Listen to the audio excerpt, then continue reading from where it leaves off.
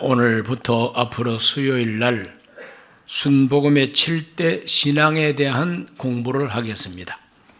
오중복음은 많이 들어보셨고 또 삼중구원, 전인구원 많이 들어보셨습니다.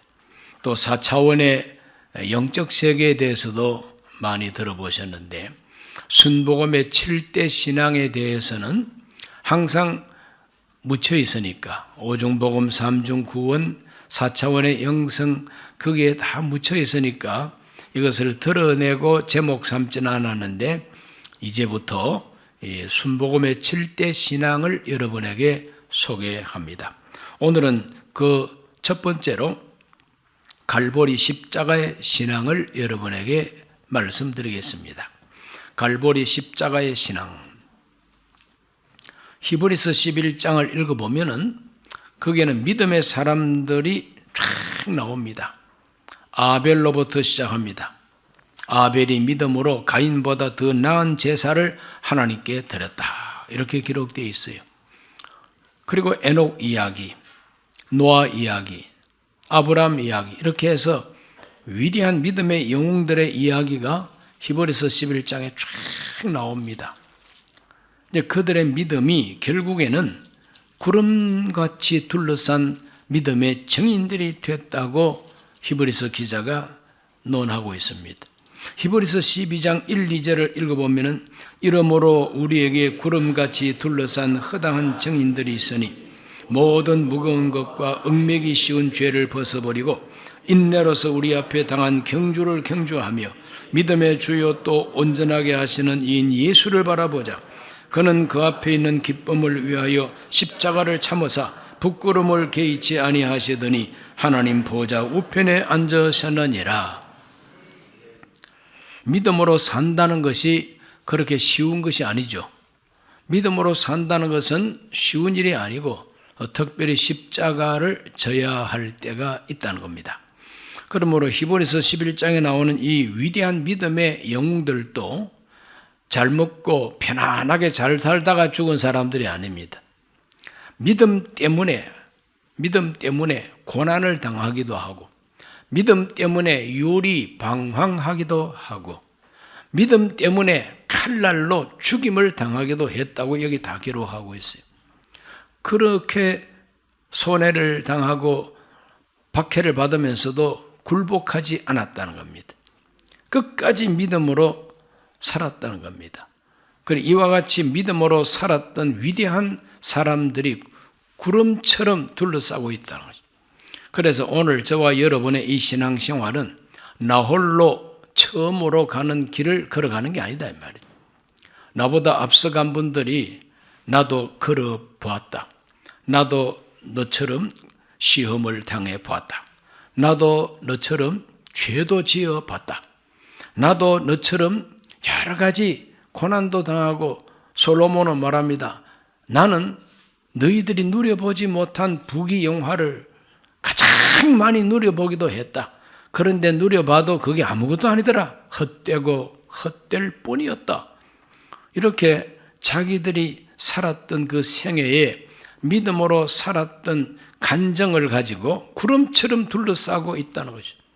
그래서 오늘 저와 여러분은 외롭지 않습니다. 우리보다도 먼저 앞선 믿음의 사람들이 구름처럼 둘러싸고 응원을 하고 증인으로 있다는 겁니다. 그렇기 때문에 믿음의 주요 온전케 하시는 예수님을 바라보고 십자가를 참으신 주님을 본받아서 우리도 십자가를 참고 나아가면 하나님 우편에 앉으신 예수님처럼 우리도 하나님 우편으로 간다는 겁니다. 이렇게 믿음으로 살게 되시기를 바랍니다. 순복음의 이 7대 신앙 가운데 오늘이 갈보리 십자가의 신앙인데 이 순복음 신앙을 정리해서 세계에서 최대 교회를 일구어 성공하신 분이 누굽니까? 조용기 목사님이십니다. 조용기 목사님은 1950년대부터 신학 공부를 하시고 목회를 시작하셨죠. 목회를 50년대 말부터 개척 목회를 시작을 하셨는데 그 당시에는 너무나도 우리 한국 사회가 어려웠습니다. 50년대 말 정치적으로 자유당이 독재한다 해서 굉장한 그 정치적인 갈등이 많았을 그럴 때입니다. 얼마 있지 아니해서 4.19 혁명이 일어났지 않습니까? 부정선거 때문에. 부정선거 때문에 막 학생들과 더불어서 막 일어났습니다. 제일 먼저 들고 일어난 사람들은 피 끓는 젊은 대학생들이었죠. 고등학생까지, 나중에는 초등학생까지 다 깃발 들고 나오고. 이렇게 부정선거 때문에 사회에 큰 변동이 일어났습니다. 지금 우리 대한민국이 또다시 부정선거 때문에 지금 문제가 생겼어요. 한편에서는 부정선거 아니라 그러고, 대통령 편에서는 이거는 틀림없는 부정선거라 그러고, 이것 때문에 지금 첨예한 대립을 하고 있죠. 우리 국민들은 무엇이 진실인지 아직까지 확실하게는 모릅니다. 그러나 심정이 가고 있죠. 그러므로 하나님께서 부정선거 때문에 그 혼란했던 그 시절을 우리 조영기 목사님은 불광동 대조마을에서 개척 목회를 하셨던 거죠. 그렇게 나라가 정치적으로 혼란하고 사회적으로는 너무나도 가난했습니다. 6.25 후에 다 부서지고 다 폐허가 되고 사람들이 너무나도 많이 죽고 가족이 헤어진 이런 가운데서 정말 가난하고 가난하게 살았죠. 차라리 농촌 시골에서 살았던 사람들은 편안하게 살았어요. 도시 생활했던 사람들이 너무 가난하고, 특별히 서울은 북한에서 피난 내려온 분들이 얼마나 많았습니까? 그러니 제대로 된 집도 없고, 판잣집, 루핑 덮고, 정말 이상한 집에서 살았어요.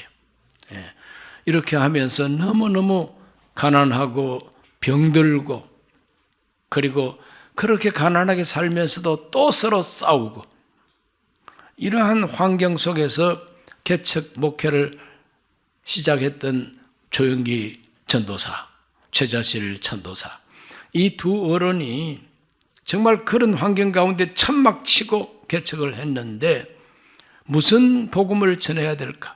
무슨 메시지를 저들에게 전해야 될까? 성경대로 천국 이야기를 하고 구원 이야기를 하니까, 지금 내가 살고 있는 바로 여기가 지옥인데 이것보다 더 나쁜 지옥이 어디 있겠느냐 이 말이에요. 그러므로 그분들에게는 지옥을 얘기해도 겁도 안 냅니다. 지옥을 얘기해도 겁 안 냅니다. 지금이 지옥이라는 거죠. 이들에게 어떤 복음을 전해야만이 복음을 받아들일까? 기도하는 중에 하나님께서 희망의 복음을 전하라고 하신다. 저들에게 희망, 살 소망을 줘야 되지 않느냐. 그래서 그때부터 복음을 전할 때에 희망의 복음을 전하기를 시작하고, 우리가 예수님을 믿게 되면은 단순하게 죽어서 천당 가는 그것이 아니라 살아있는 이 현재에도 주님이 함께 하셔서 우리 기도를 들으시고 문제는 해결하시고 가난을 부여로 바꿔주시고 병든 몸은 고쳐주신다. 이와 같이 복음을 전했더니 사람들이 귀를 열고 마음을 열고 교회로 와서 희망, 즉 소망을 붙들고 모이기를 시작하다 보니까 교회가 부흥되기를 시작하고 결국에는 세계 최대의 교회를 이루게 된 겁니다. 그래서 우리 조영기 목사님이 최자실 목사님과 함께 평생의 메시지를 전하면서 외쳤던 그 신앙을 7가지로 딱 정돈한 것이 순복음의 7대 신앙입니다. 오늘 갈보리 십자가의 신앙에 대해서 알아봅니다. 먼저 십자가에 못 박혀 죽으신 예수님, 십자가에 못 박혀 죽으신 예수님을 증거했어요. 십자가가 무엇입니까?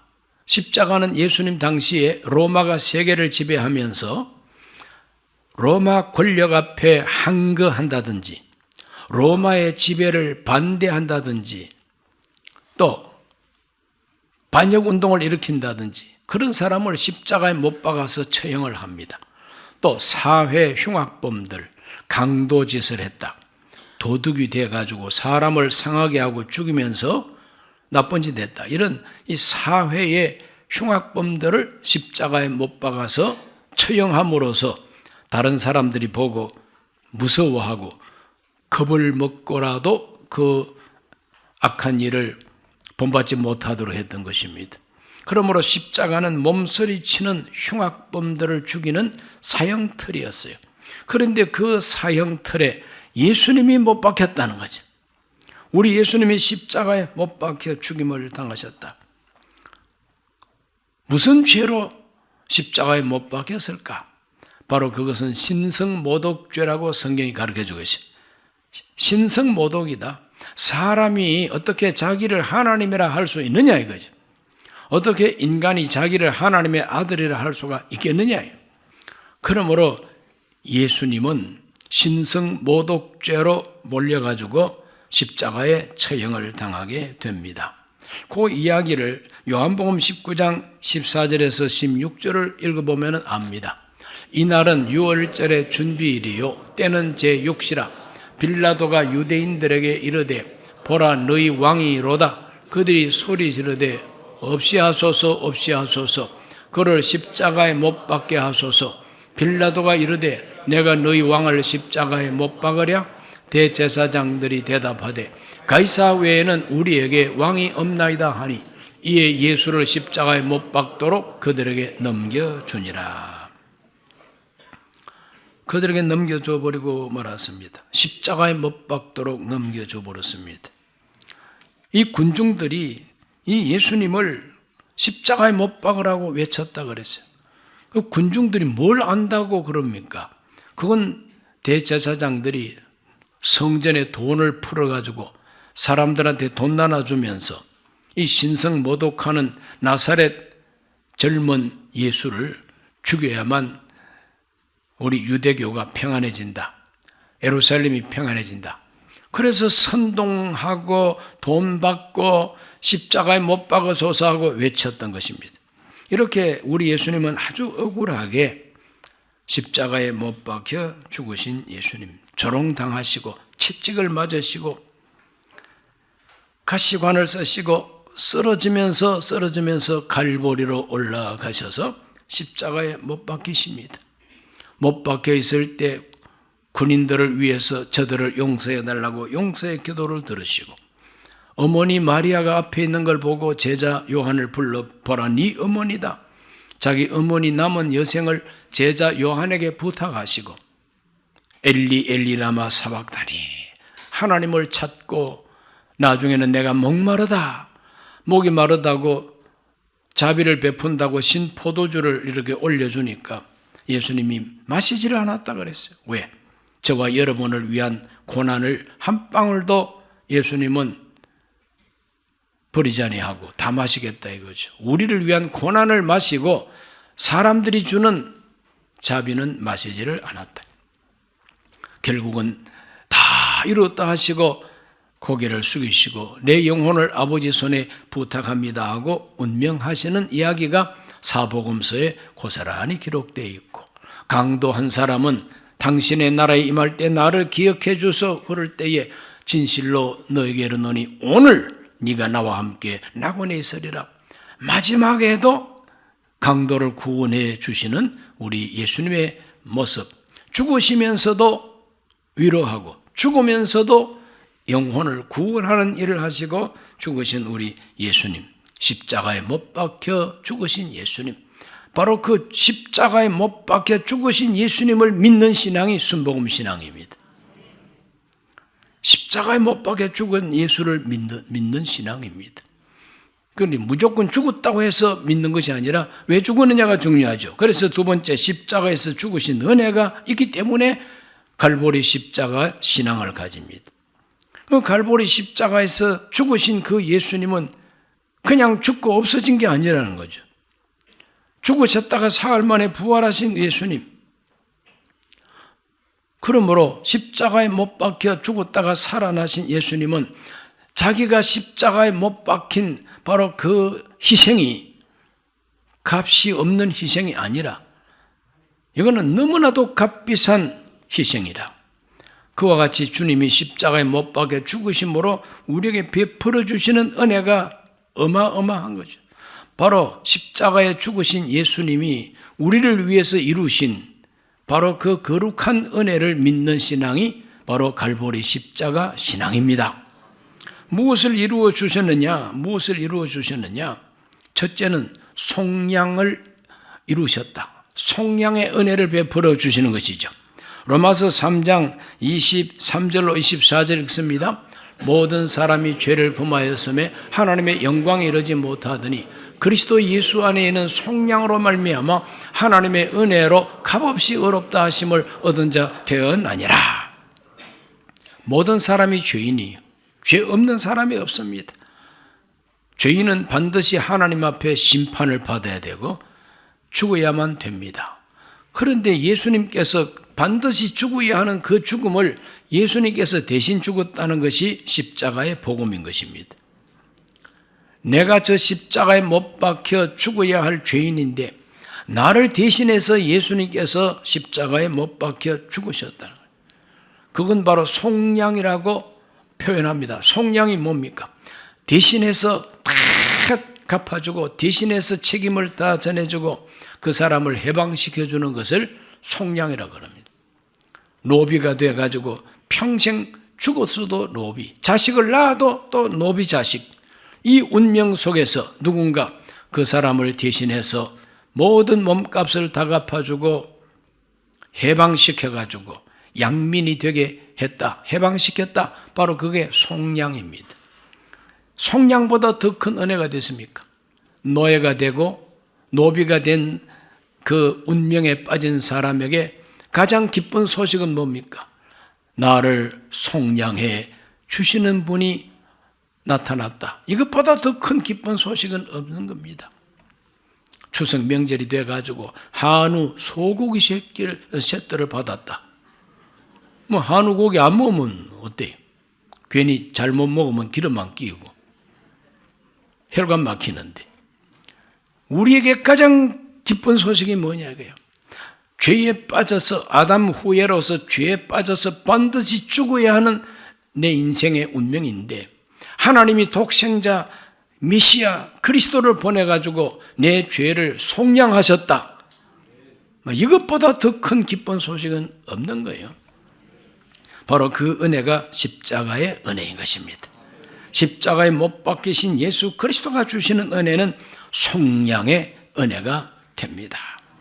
그 다음에는 의롭다 하심을 주십니다. 의롭다 하심을 주십니다.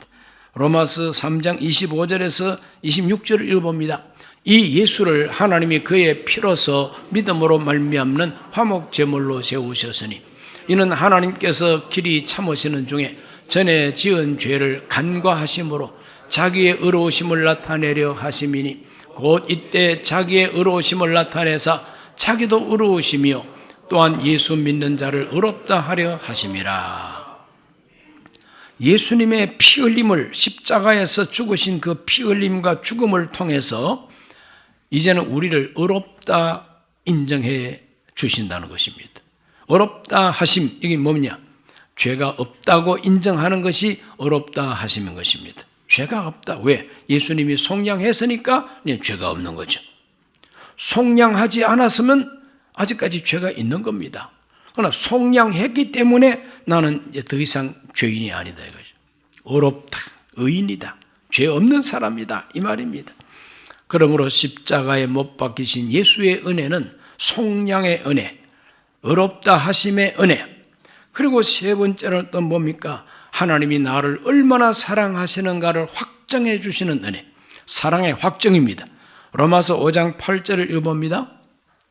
우리가 아직 죄인 되었을 때에 그리스도께서 우리를 위하여 죽으심으로 하나님께서 우리에게 대한 자기 사랑을 확정하셨느니라.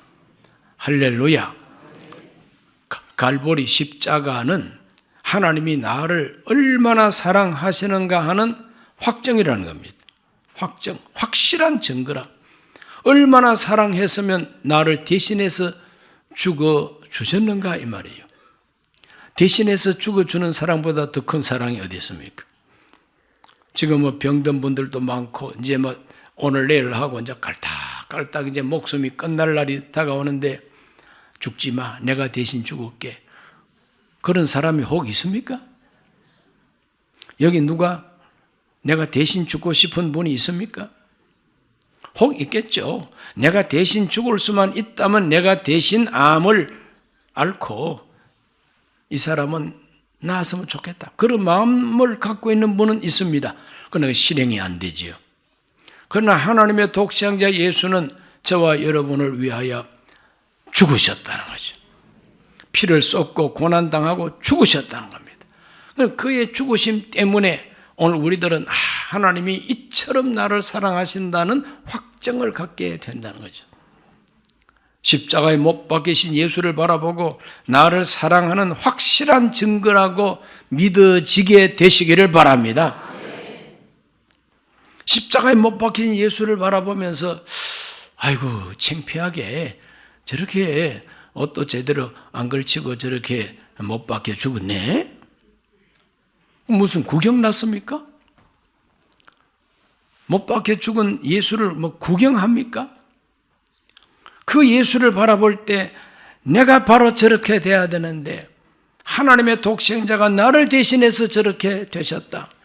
나를 얼마나 사랑했으면 나를 대신해서 저렇게 되셨을까? 무릎 꿇고 감사하고 죄를 회개하고 예수님을 붙들어야 되지 않겠느냐? 그러므로 갈보리 십자가의 신앙은 바로 하나님의 사랑을 확신하는 신앙입니다. 그렇게 확신하게 되시기를 주 이름으로 축원합니다.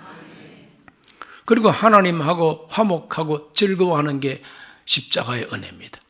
하나님하고 화목한 거, 하나님하고 화평한 거. 로마서 5장 9절로 11절을 읽었습니다. 그러면 이제 우리가 그의 피로 말미암아 의롭다 하심을 받았으니 더욱 그로 말미암아 진노하심에서 구원을 받을 것이니 곧 우리가 원수 되었을 때 그의 아들의 죽으심으로 말미암아 하나님과 화목하게 되었은즉 화목하게 된 자로서는 더욱 그의 살아나심으로 말미암아 구원을 받을 것이니라. 그뿐 아니라 이제 우리로 화목하게 하신 우리 주 예수 그리스도로 말미암아 하나님 안에서 또한 즐거워하느니라. 하나님과 나 사이가 원수가 되어 있었는데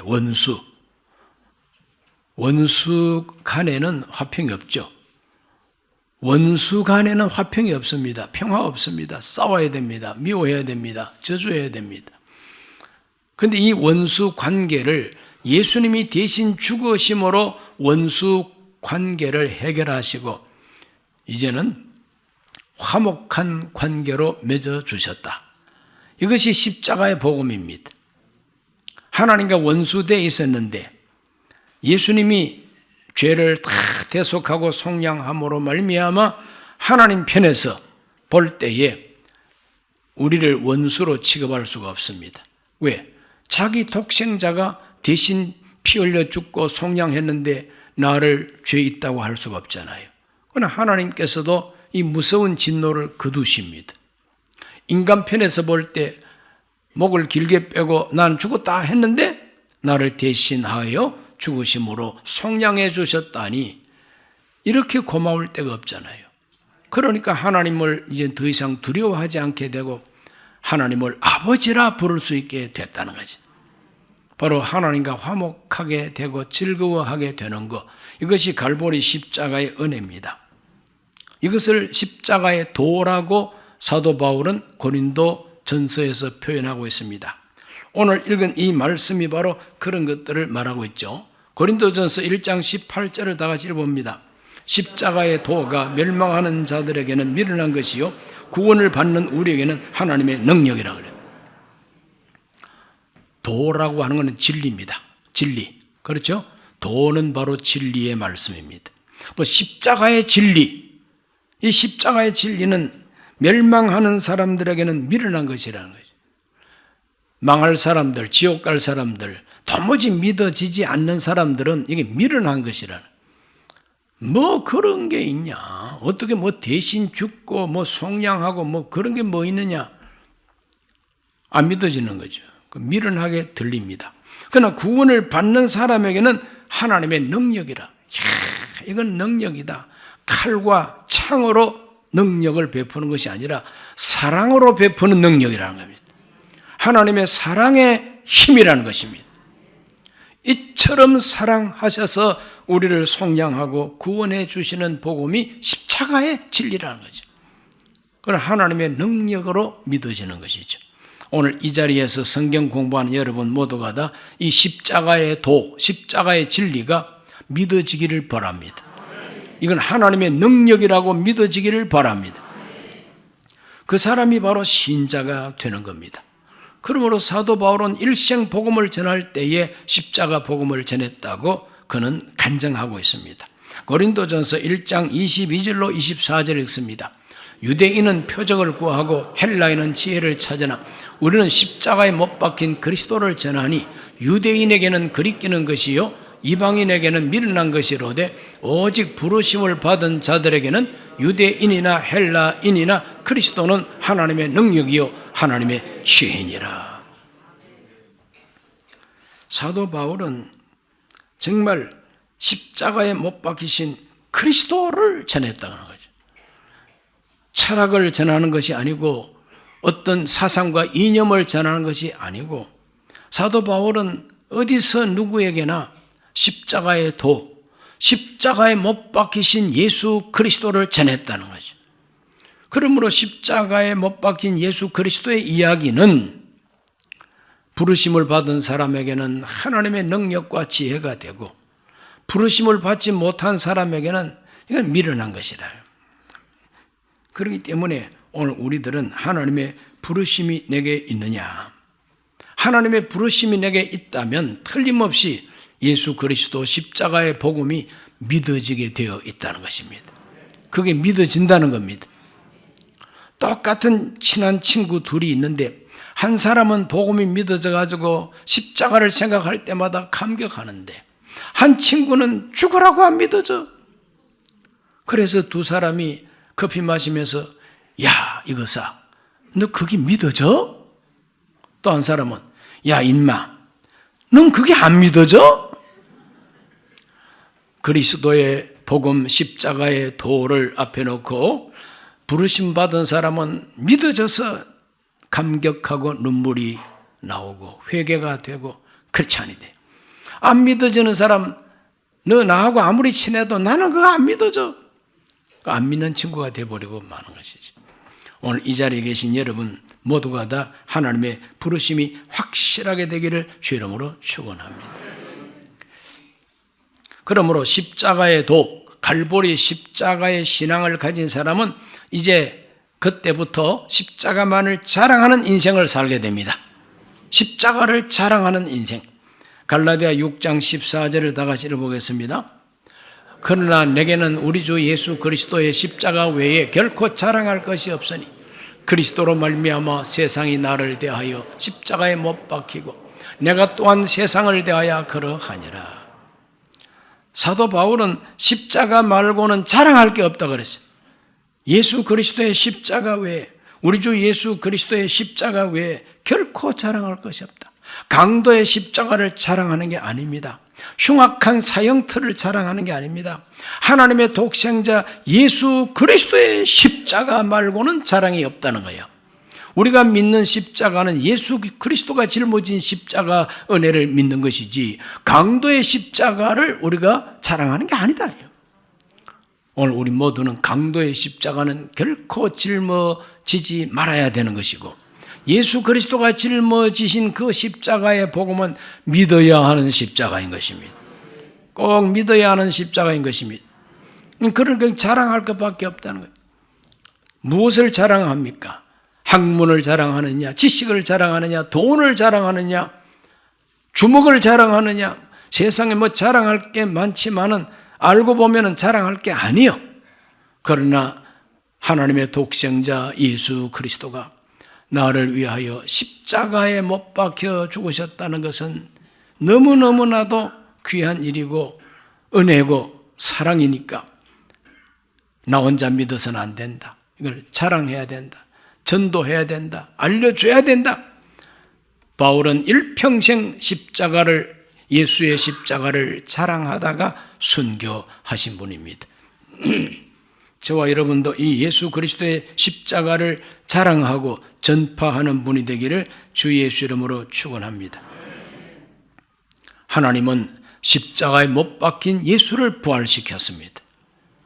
십자가에 못 박혀 죽은 사람이 세상에 얼마나 많습니까? 로마가 지배할 때 너무나 많은 사람이 십자가에 못 박혀 처형당했어요. 한 사람도 부활한 사람이 없어요. 나사렛 예수 그리스도만 십자가에 못 박혀 죽었다가 사흘 만에 살아나셨어요. 부활하셨습니다. 부활하신 그 예수를 하나님은 구주와 그리고 왕으로 세우셨다고 사도들은 전도했습니다. 사도행전 2장 36절을 읽어봅니다. 사도행전 2장 36절. 내가 안 적어들었나? 다 같이 찾아보십시다. 사도행전 2장 36절. 성경 찾는 것도 훈련입니다. 성경 빨리 찾는 것도 보통 재주가 아니죠. 먼저 찾으신 분은 큰 소리로 읽기 시작.